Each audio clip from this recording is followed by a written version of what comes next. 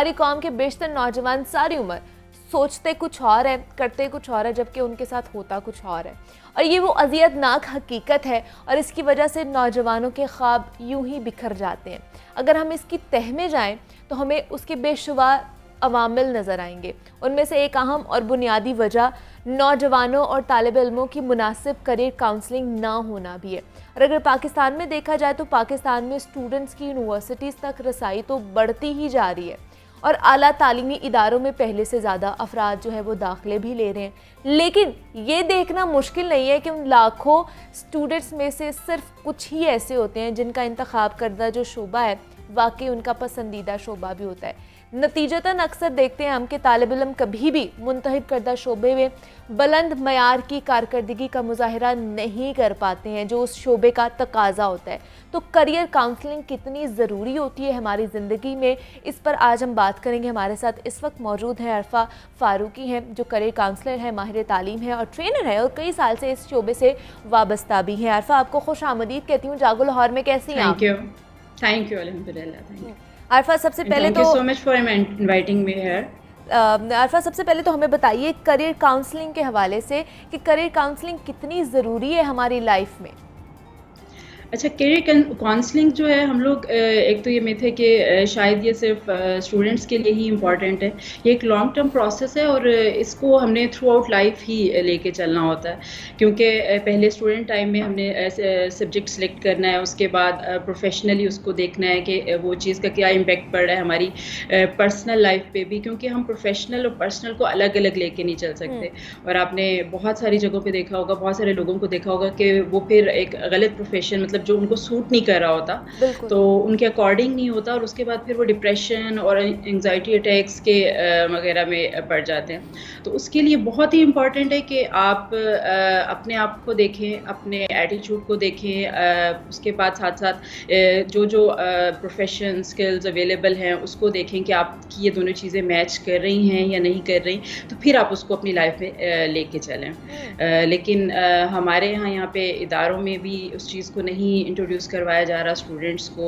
और उसके बाद फिर हमारे सामने है जो आपने भी डिस्कस की चीज़ें कि हम लोग उस तरह से सक्सेसफुल अपने करियर में नहीं हो पाते जिस तरह से हम अच्छी कारकर्दगी अपनी एटीट्यूड के अकॉर्डिंग कर सकते हैं। बिल्कुल ऐसे ही है। जब हमारी पसंदीदा, हमारी इंटरेस्ट की चीज़ें होंगी तो उसमें हम अपनी ज़्यादा अच्छी कारकर्दगी दिखा सकते हैं। लेकिन आरफा, मुझे ये बताइए कि ये करियर काउंसलिंग किस उम्र से शुरू हो जानी चाहिए हमारी? देखिए, स्टार्ट तो इसको स्कूल लेवल से ही होना चाहिए। अच्छा। जो कि हमारे पेरेंट्स भी उस पे रोल प्ले कर रहे होते हैं, हमारे टीचर्स जो हैं वो बहुत ज़्यादा इंपॉर्टेंट रोल है उनका।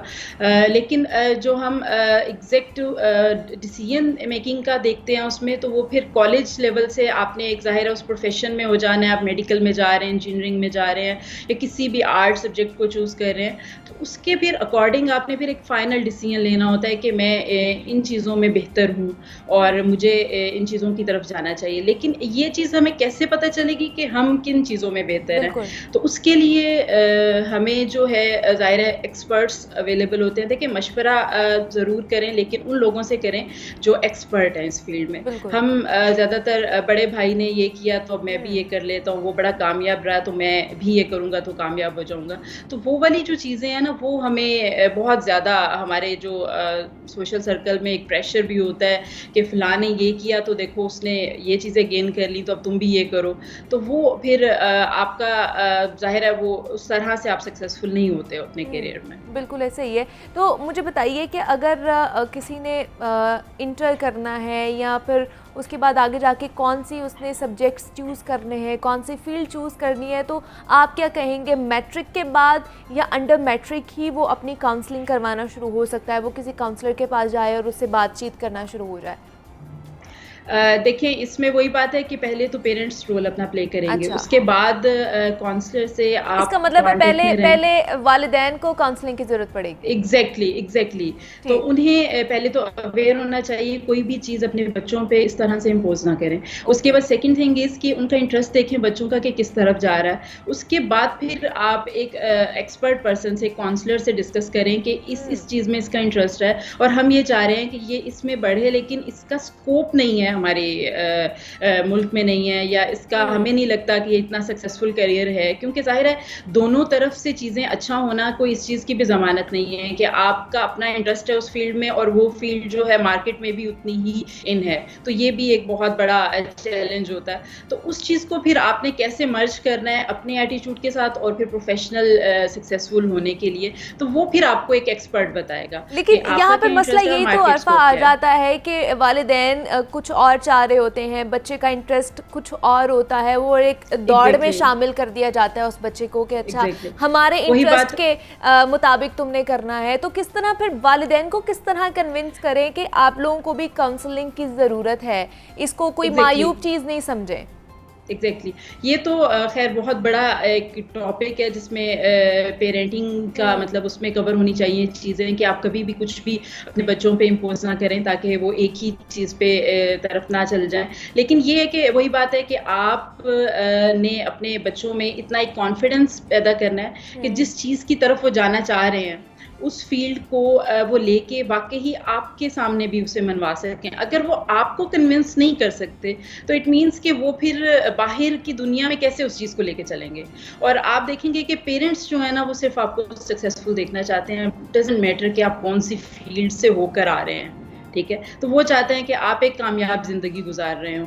तो उसके लिए आपको ना सिर्फ उन्हें कन्विंस करना है और फिर उसके साथ साथ बाकी दायरा दुनिया में भी आपने उसके हिसाब से उसी करियर को लेकर स्ट्रगल करनी है। तो मेरे ख्याल से स्टूडेंट्स को भी इस चीज़ में एक थोड़ी सी अपने आप को स्ट्रेंथन करना चाहिए कि हमें जिस फील्ड को चूज़ कर रहे हैं तो उसको हमने पहले प्रूव करना है, ठीक है। तो घर से ही प्रूव नहीं कर पाएंगे तो बाहर की दुनिया में कैसे अपने आप को मनवा सकते। बिल्कुल ऐसे ही है। लेकिन थोड़ी सी बात अरफा हमें ये भी बता दें कि करियर काउंसलिंग का तरीका क्या होता है, उसका प्रोसीजर क्या होता है, क्योंकि अगर हम बात करते हैं घर वालों से तो वो कहते हैं कि करियर काउंसलिंग एक्चुअली है क्या, हमें नहीं इल्म के ये इस पर क्या होगा क्या नहीं होगा। तो थोड़ा सा इसके बारे में एलैबोरेट कर दें, किस तरीके से करियर काउंसलिंग की जाती है बच्चों की, इसको पॉजिटिव वे में किस तरह लेकर चला जा सकता।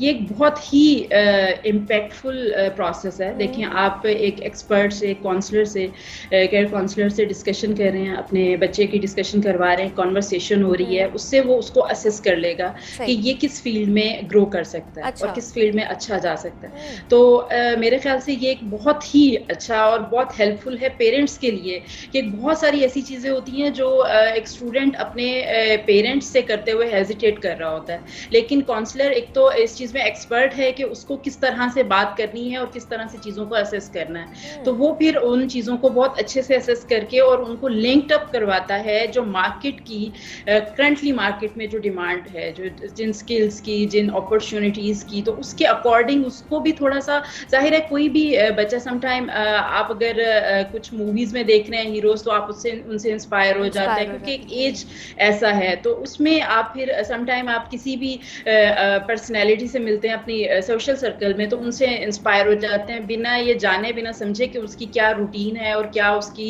प्रॉज एंड कॉन्स हैं और क्या इश्यूज आ रहे हैं उसकी लाइफ में। तो वो सब चीज़ों के लिए फिर एक काउंसलर है जो कि ऑलरेडी एक्सपर्ट है अपनी फील्ड में, तो उससे जब आप डिस्कस करते हैं तो वो आपको एक बहुत अच्छा उसका एक रिजल्ट कह लें या उसका एक मर्जिंग सा वो निकाल के देता है कि आपकी एटीट्यूड क्या है और मार्केट की डिमांड क्या है और आप अगर ये करना चाह रहे हैं तो इसकी ये आपकी लिए क्या इसकी एडवांटेजेस हो सकती हैं और क्या डिसएडवांटेजेस हो सकती हैं, और फिर वो आपकी स्ट्रेंथ्स को, वीकनेस को आपके सामने रखता है कि आपको इस फील्ड में जाना चाहिए, ये आपको और स्ट्रेंथन करेगा और अगर आप इसमें जाते हैं तो वो आपके लिए बेहतर नहीं है।